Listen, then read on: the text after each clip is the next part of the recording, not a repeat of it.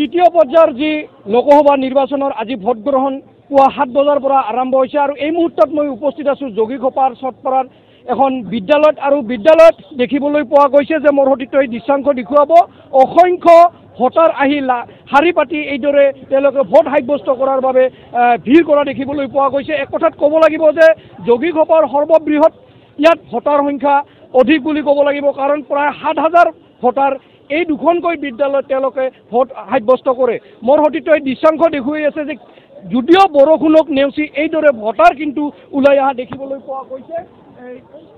চটপাৰাৰ দুখনকৈ বিদ্যালয়ত মোৰ এজন লোক আছে তেওঁৰ পৰা জানিম কি ক'ব যিহেতু চটপাৰা ঘাট অসংখ্য ভোটাৰ আজি ওলাই আহিছে পুৱাৰ ভাগৰ পৰা যিহেতু বৰষুণ হৈ আছে তথাপি দেখিবলৈ পাইছোঁ অসংখ্য ভোটাৰ। হয় নিশ্চিতভাৱে প্ৰতিকূল বতৰৰ মাজতো ভোটাৰসকলে যি উৎসাহ উদ্দীপনা লৈ ভোট দিবলৈ আহিছে নিশ্চয়কৈ ইয়াতে আমি ক'বলগীয়া আছে নিশ্চয় সাধাৰণ জনতাই পৰিৱৰ্তনৰ এটা ঢৌৰ সৃষ্টি কৰিছে যেন অনুভৱ কৰে। দুখনকৈ বিদ্যালয়ত কেইটা ভোট কেন্দ্ৰ আছে ইয়াত বিদ্যালয় এখনে চটপাৰা MD স্কুল হয় ইয়াত কেন্দ্ৰ আছে আপোনাৰ 6টা কেন্দ্ৰত 7,000তকৈ অধিক ভোটাৰে ভোটদান সাব্যস্ত কৰিব। বৰষুণৰ মাজতো অসংখ্য ভোটাৰ আহিছে কি বুদ্ধ কি আৱল বৃদ্ধ ডেকা চামো ওলাই আহিছে। হয় ইতিমধ্যে মই আপোনালোকক অৱগত কৰিছোঁ যে পৰিৱৰ্তনৰ কাৰণে ৰাইজে এটা উৎসাহেৰে বাট চাই আছে। আমি 4 তাৰিখে এটা পৰিৱৰ্তনৰ ঢৌ দেখিবলৈ পাম বুলি ভোটাৰৰ ভোট সাব্যস্ত কৰাৰ ক্ষেত্ৰত আমি অনুমান কৰিব পাৰিছোঁ। হয় আচলতে ক'ব লাগিব যে যোগীঘোপাৰ যি চটপাৰাৰ গাঁৱত দুখনকৈ বিদ্যালয়ত যিটো ভোট কেন্দ্ৰ আছে আৰু ভোট কেন্দ্ৰৰ ভোটাৰৰ সংখ্যা অধিক আৰু এক কথাত ক'ব লাগিব এইবেলি দেখিবলৈ পোৱা গৈছে যে নতুন ভোটাৰ তেওঁলোকে অশেষ আগ্ৰহেৰে তেওঁলোকে ভোট সাব্যস্ত কৰিবলৈ আহিছে। মোৰ লগত কিছু নতুন ভোটাৰ আছে কি ক'ব আপোনালোকৰ নতুন ভোটাৰ এইবাৰ প্ৰথম দিব ভোট কেনেকুৱা লাগিছে? ভাল লাগিছে বহুত। কেনেকুৱা প্ৰাৰ্থী বিচাৰে এইবেলি আপোনালোকে?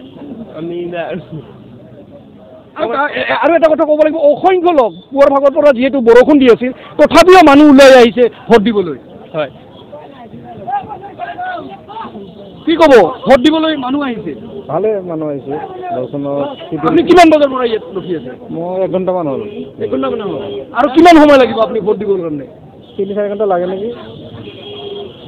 আৰু এটা কথা ক'ব লাগিব যে চটপাৰা যিখন বিদ্যালয়ত ভোটাৰ সংখ্যা বহুত জানে নেকি আপুনি যে ভোটাৰ কিমান আছে?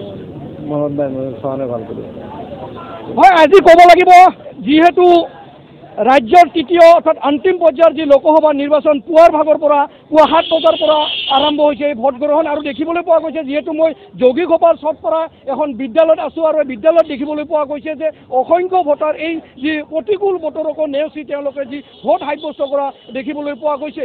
এক কথাত ক'ব লাগিব যে এই দুখন বিদ্যালয়ত পৰা 4-5টাকৈ ভোট কেন্দ্ৰ আছে আৰু ইয়াত পৰা 7,000 ভোটাৰ আছে আৰু যিহেতু পুৱাৰ ভাগৰ পৰা এই বৰষুণ দি আছে আৰু এই প্ৰতিকূল বতৰ যিহেতু বৰষুণক নেওচি এইদৰে ভোটাৰ ওলাই আহিছে কি পুৰুষ কি মহিলা কি বৃদ্ধ কি ডেকা চাম সকলোৱে কিন্তু এই ভোট সাব্যস্ত কৰিবলৈ ওলাই অহা দেখিবলৈ পোৱা গৈছে। মোৰ অতীতই সেই দৃশ্যাংশ দেখুৱাই গৈছে দীঘলীয়া শাৰী একটো আজি লোকসভাৰ যি ৰাজ্যৰ যি তৃতীয় পৰ্যায়ৰ অন্তিম পৰ্যায়ত দেখিবলৈ পোৱা গৈছে এইদৰে 7 বজাৰ পৰা অসংখ্য ভিৰ কৰা দেখিবলৈ পোৱা গৈছে। মোৰ লগত এজন লোক আছে তেওঁৰ পৰা কি ক'ব ছাৰ যিহেতু আজি ভোটাৰ অসংখ্য ভোটাৰ দেখিবলৈ পোৱা গৈছে পুৱাৰ ভাগত বৰষুণ দিছে আমাৰ 4টা চেণ্টাৰ ইয়াত থিয় হ'বৰ কাৰণে ঠাই নাই আমাৰ এতিয়াতো 203 কোনটো মানুহজন আছে ইয়াত লাইনত থিয় হ'ব নাই খুব প্ৰব্লেম হৈছে যিহেতু জাগা কম আমাৰ গতিকে আমি প্ৰশাসন আমি চৰকাৰক এটা অনুৰোধ কৰোঁ যাতে আমাৰ এই চেণ্টাৰটো অলপ ডিভাইডেড কৰাৰ কাৰণে তেওঁলোকে চেষ্টা কৰে নহ'লে আমাৰ যথেষ্ট প্ৰব্লেম হয়।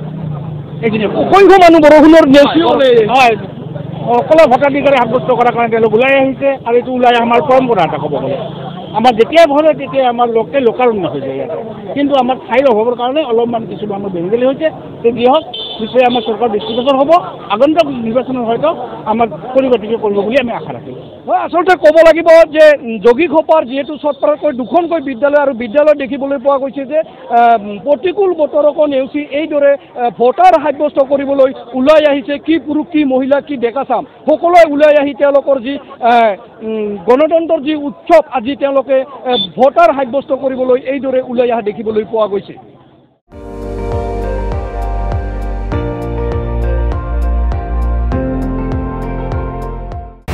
আপুনি চাই আছে ND24 সৰ্বশ্ৰেষ্ঠ নহয় সৰ্বোত্তমৰ দৌৰ।